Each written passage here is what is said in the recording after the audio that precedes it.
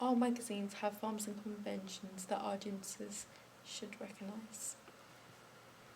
As you can see, just typing in music magazine covers into Google, you can see that it brings up all of these images, and you can see like mastheads at the top of the pages. You can see big eye-catching primary images, which just brings out the people. And it also has cell lines, which make you want to buy the magazine because it seems very like revealing, and you want to read more of it.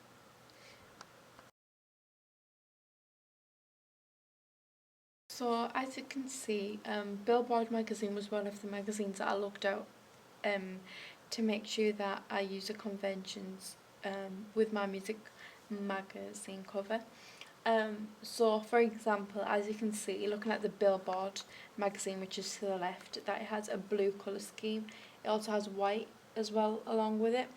And looking to mine, you can see that it's got a red, black and a white colour scheme to it, which is kind of what I like to replicate, something that has a colour scheme to make it look professional and consistent. I also went to look at some of the headlines that they're spaced out onto the page, they're not all clumped together, um, which I've done on mine. I've also highlighted like key points, such as the name Tabitha, which is on the cover of my magazine, and as you can see, Beyonce for the Billboard magazine. Doing this just makes the audience look straight at that, so it looks very eye-catching. Also, I wanted to show an image where the model is posing. So as you can see, Beyonce has her hands on her hip. She's looking directly at the camera. And linking it to mine, you can see that Tabitha, the model I used, she's got a hand in her head. She's smiling. She's looking directly at the camera, giving direct address, showing that she's obviously looking at the audience. Also, you can see that the title is very bold and big, so you know the name, you know the brand of the magazine. That's important so that the audience know exactly what magazine they've picked up. And just I've also added um, banners which help to make key points stand out as well. So contents pages need to be clear and inform the reader about what's actually inside of the magazines. So my for conducting research, I decided to put together a collage of different types of magazines. These are some of the examples that I chose from just Google searching. So as you can see, each of the contents pages have a specific colour scheme, which probably do link in with the magazine cover. They just basically give like a quick summary of what each page consists of, and it also shows that they just use models. Some of them use more than just one model, some use quite a few, and it just makes it look quite busy and looks a lot more interesting. And for my contents page, I decided to use a colour scheme which linked in with my magazine cover, and I created a house style for my magazine as the colour scheme. So as you can see, I used more than one image. I used 4 different images which show a couple of the models. So for the first one, I've got Renee on there. I've got Dana on the second one, which is actually from my magazine article. And then I've got Leon as well. And I've just also added another image, which is just a little small picture of my cover, which also helps to link it in. I've used the same colours as I used for my magazine cover as well. I've stuck with the red, black and white colour scheme. I've also, as you can see, highlighted key points, such as Daniel, for example, Dana, exclusive interview with Dana. So obviously that shows that it's going to be quite interesting. Probably you can get some juicy gossip from there. I've also numbered them so you know exactly or what page has certain information in it. So to make it easier for my audience, I've broke it into sections. So I've used features, cover story, feel the music, which just is a lot more easier for the audience to see.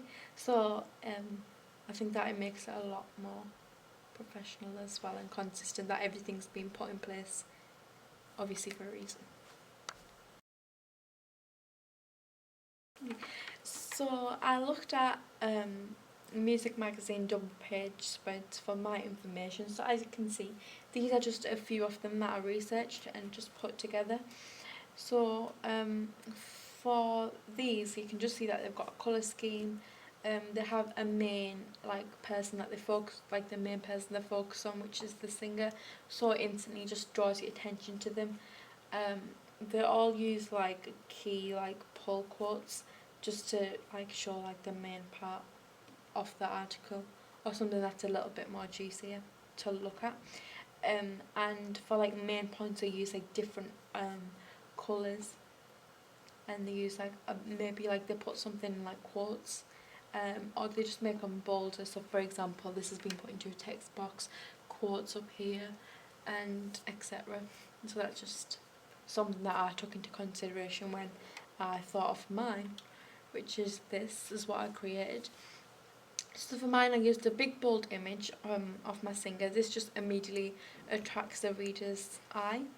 And I also split my column into just to help break it up a bit, so it doesn't look too chunky and too much to read. And I also put the first paragraph here in bold, which just instantly draws attention to my readers. So it just makes them want to read more.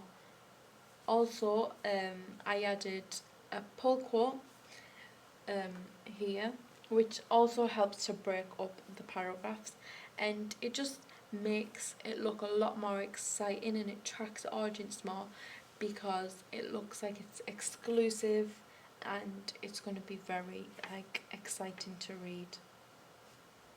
So for my headline, I decided to use a big bold headline, and I also used alliteration, dangerous Dana, and it's also a pun. So when you instantly read it, you could just think that she's dangerous, but she's not. That's just what her new album's called, Dangerous. So that's why I named it Dangerous Dana.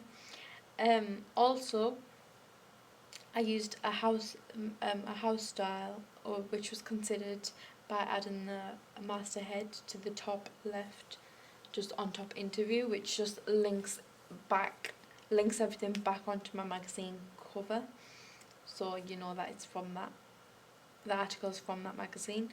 And I added a caption onto the photo, which just anchors the meaning to it, and it just gives a little tiny bit of information about it. And I also added page numbers to it, just in the top left corner as well. So to summarise everything all up together, I haven't challenged conventions. Instead, I just wanted to follow the main conventions to make my work replicate some of it, and just to make it look a lot more professional, and just make it look the best it can be.